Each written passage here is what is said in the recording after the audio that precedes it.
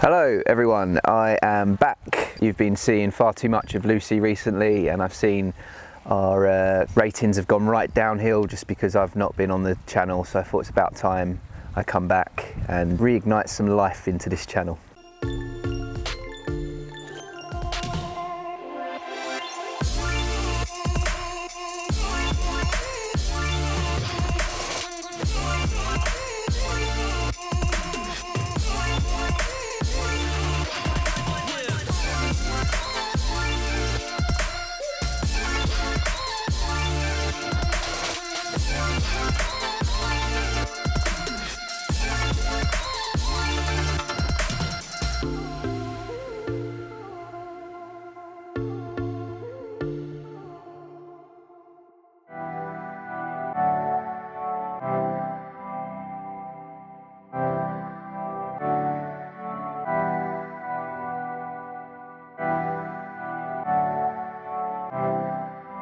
So we are in the lovely sunny Lanzarote at Club La Santa. It is Ironman Lanzarote race week. We are here on a January training camp, but it's May, and that's pretty much sums up what's happened to our year. We've lost 4 months of all sorts of things going on. Obviously, those of you who have tuned in will know all about Lucy's injury. I've had a few issues myself that needed dealing with, and I'll get into more details about what happened and what that meant for the rest of the season and where I'm at now. Aprendí mi soledad, no de las mujeres. Fingir que no te hirió, eso doble duele. Es como siendo un sol viviendo en la nieve.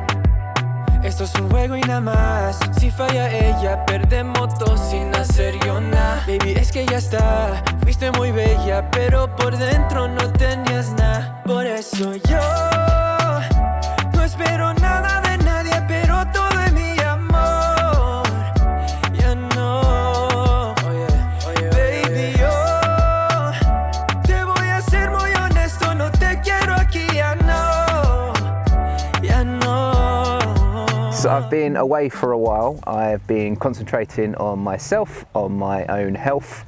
I had a few issues earlier in the year. We flew out here having just had what I thought would be like a routine heart scan just to check if everything was okay. And I then got called back the day after flying out here for loads more tests. This was all brought about by actually the Whoop heart rate strap band. Experimenting with that over the Christmas period, just could not get any sort of consistency in my data.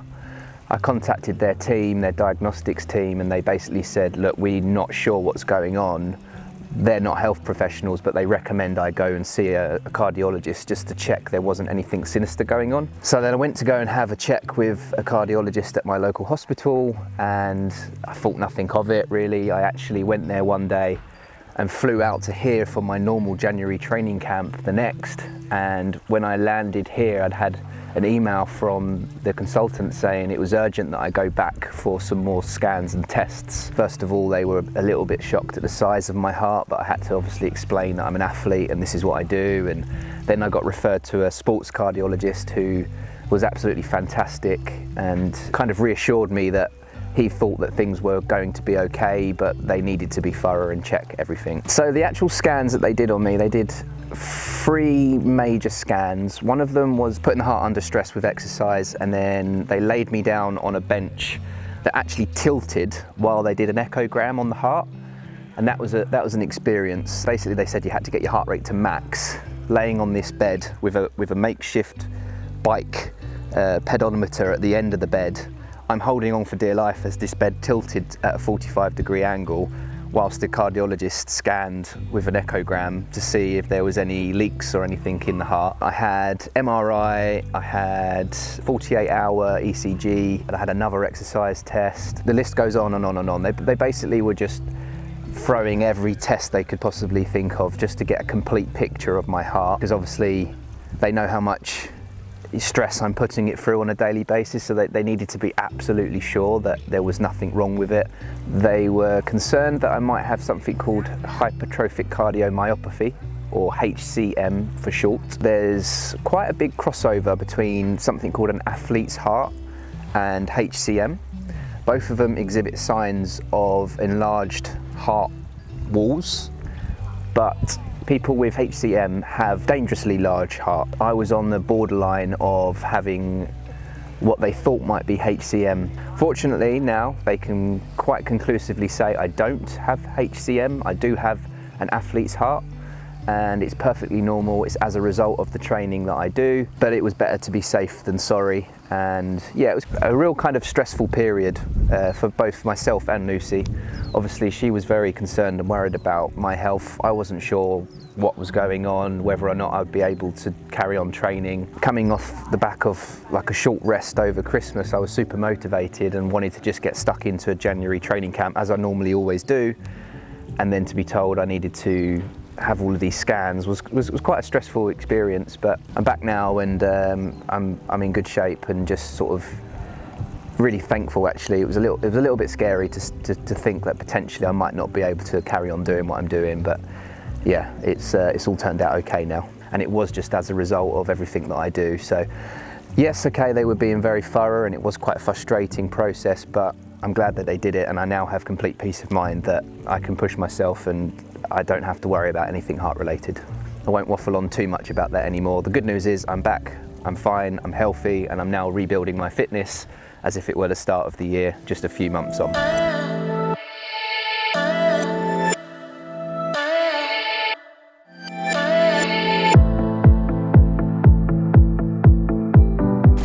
Gonna go up to Timmanfire, to Yiza, so up and over Timmanfire, Yiza, then left to the Camels, and then up the Wine Road, all the way to Famara, and then back up to Sue and to here, and then whatever I've got left I'll just make up by going around the lagoon.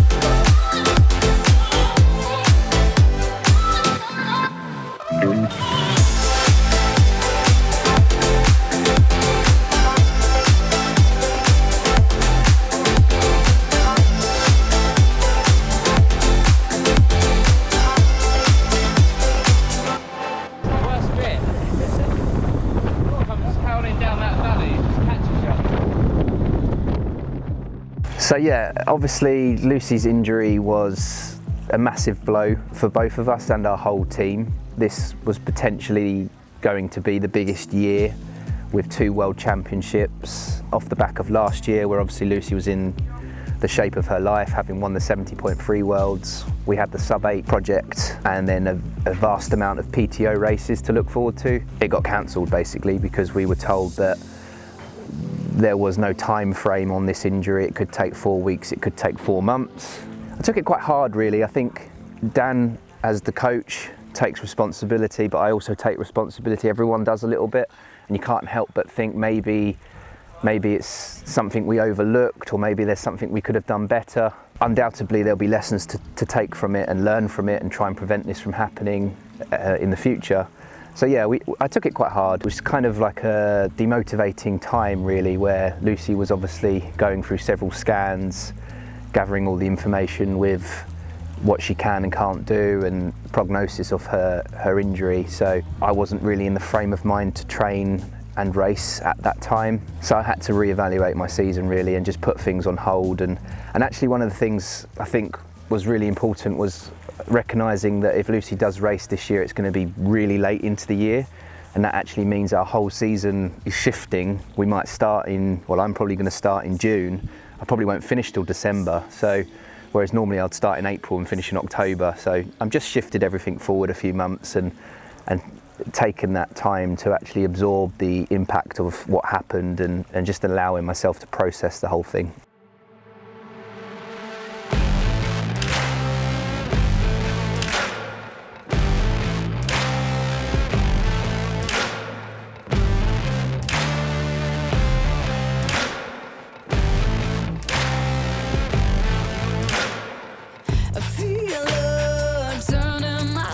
like, feel like I should say something. Think I should say something. I'm gonna say something. Get out, I can't breathe. Get out, I can't sleep. Your love is turning nuclear. Your love is turning nuclear to me. Yeah, so not going to Utah was initially one of the hardest things. I think we both felt like we were going to be letting our sponsors down. You know, we'd planned the whole thing, the whole team was ready to go, everyone was motivated. We'd been there before, we'd made really good contact with Cedar City Cycles, who they'd already started to get things ready for our arrival. Months and months of build up and excitement around the whole thing, and then obviously one day being told we're not going to be able to go to that race is devastating. Probably took a couple of weeks of, you know, maybe being a bit sad and a little bit, you know, down in the dumps about it, but once we processed it all, I think we was at peace with it and just sort of actually genuinely enjoyed watching the race. I'm still a huge fan of triathlon deep down and actually admire and respect a lot of the athletes and what they do. That said though, it was actually really sad from a spectator point of view. Obviously not watching someone like Lucy in the race in the women's side, and Laura Phillip unfortunately got COVID just before. Two huge names that were missing from that race. You can't help but wonder what an amazing race it would have been if they were both in it. It was already an amazing race, don't get me wrong, but it could have been even better, I think. And on the men's side, there were so many names just unfortunately who weren't there. It was almost like a curse that people weren't making that start line. But I think the race itself was amazing. It looked brutal, looked tough, looked like a fair race. Everyone seemed to be riding legal distances and respecting the draft rules. From what I saw from the post-race press conferences, everyone was happy with that. Deep down, we're both still fans of the sport, so although it was difficult not to be there, it was really good to actually watch it and enjoy the spectacle that it was of everyone pushing themselves to the limit on the day. Where are you? When would you be back at home? Listen, could you pick up the phone? Get out, I can't breathe. Get out, I can't sleep. Your love is turning nuclear. Your love is turning nuclear to me.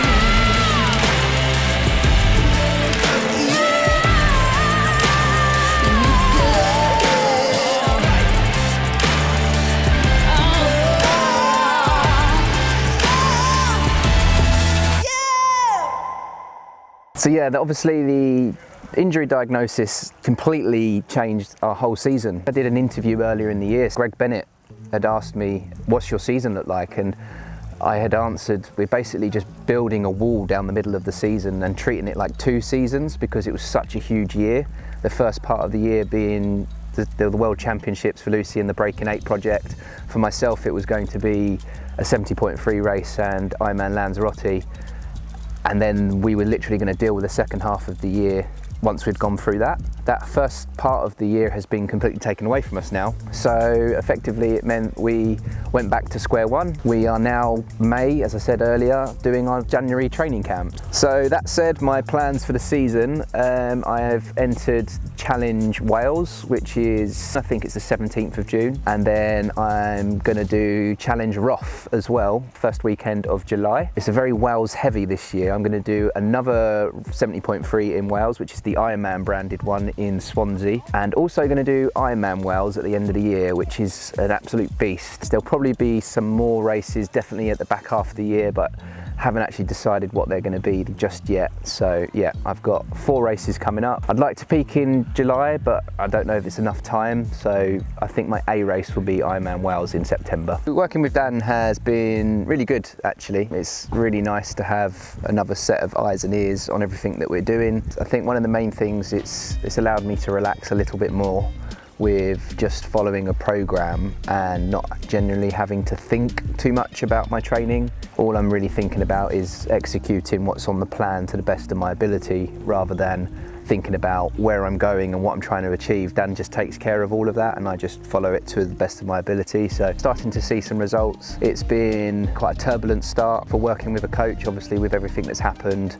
One of the things that I was speaking to Dan about was how linked mine and Lucy's, it's hard to say like relationship, but how when something goes wrong for Lucy it affects me, and actually you can genuinely see it in some of my training data, that if I'm stressed out by a particular situation, like earlier in the year when I was dealing with rearranging the travel and the schedule and felt like I was letting people down by telling them we couldn't race, my performances really dipped. One thing I said to Dan was I want to keep consistent throughout that period, and I did, but it just really hampered my ability to train well. It's something to just take, that I ride the highs with Lucy and I also have to go through the lows with her as well, and being the fantastic athlete that she is, there's going to be massive highs and massive lows. So yeah, it's been a learning curve for both of us. I don't think he's ever had to work with someone who, so an external factor has such a huge part of their career as well, so it's learning for him, but yeah, it's been really good so far and I'm enjoying it.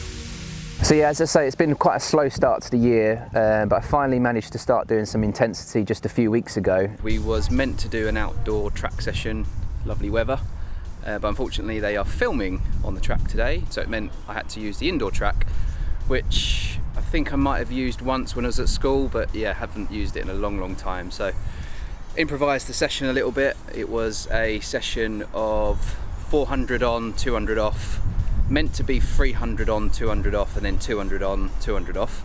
But because it was an indoor 200 metre track, 300 metres was just going to get a little bit confusing. So we changed it to 400 on, 200 off, 200 on, 200 off, 200 on, 200 off. Probably a little bit more too much detail for what you need. Pace was around 3 minutes per kilometre on the 400, 255-ish for the 200, and 250 for the last 200. With just an easy float in between, 5 times through. All in all, about 8 miles of solid track work on an indoor track as well, so not really sure how my calves are going to respond to that tomorrow, but yeah, good to be back doing some speed work, and definitely nice to be able to run outside when we can use the track with this good weather.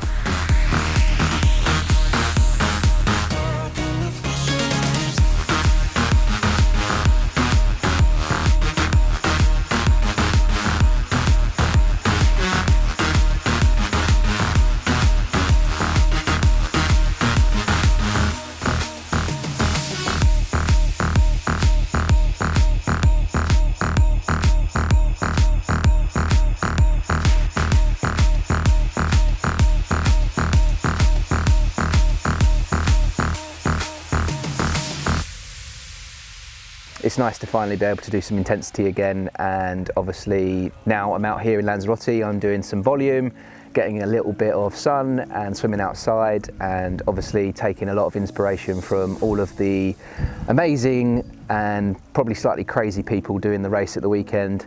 Every time I go out on my bike here, I think I've done this race twice and it's insane. Like if ever you've been out here and ridden your bike and you look down and you're doing like 16 miles per hour, pushing fairly good watts, it's just an Ironman and a half to do this race. Well done for everyone who took part in that, and yeah, I really hope that I'll be in a position to be able to do this race this time next year. Thanks very much for watching. That's a little bit of an update of everything I've been up to and what my plans are for the rest of this season. Don't forget to like and subscribe, and thank you again for everyone for your patience. I know that you've seen a lot of Lucy recently and not much of me, but yeah, hopefully I can do a little bit more of my stuff going forward.